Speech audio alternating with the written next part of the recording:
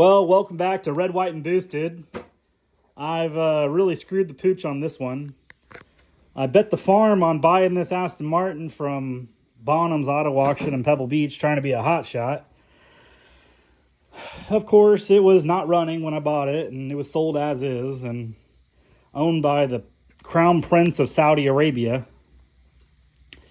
I got it home, figuring, hey, it's 4 carburetors and a distributor. It can't be that hard to get running, and it wasn't. It started right up after I put some good gas in it, put a fresh battery in it, and excited the starter, which I later fixed. This little starter relay had some loose wires and popped off. It was running really good yesterday, and I was starting to diagnose other things like some of the fuses and some of the circuitry, and was about to tackle the brakes. And it got late.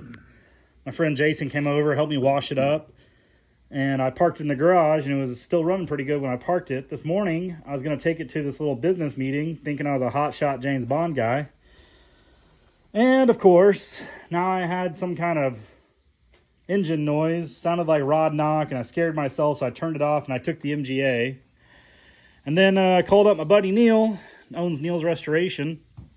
He came over, and he told me, hey, that's not rod knock, that's something in the top end, which we now have determined that it is a stuck valve.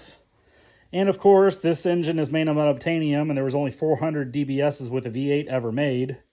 Only 70 Series 2s like this, so of course, finding these parts, if it is bad parts, will be basically a second mortgage on my house.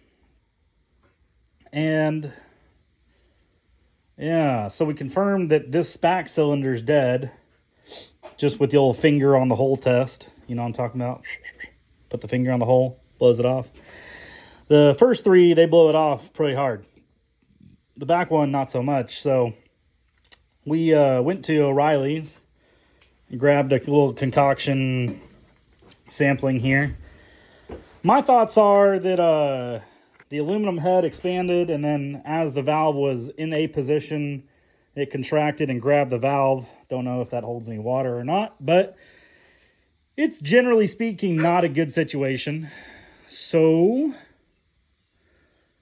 my idea is to let it run, and hopefully it runs long enough that the cylinder head warms up and lets go of that valve and lets it start valving again.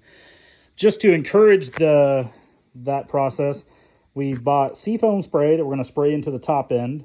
And then this other spray, this is supposed to go into the oil.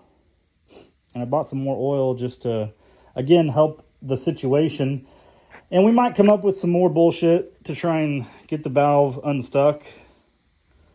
But generally speaking, not great. So now you're up to speed.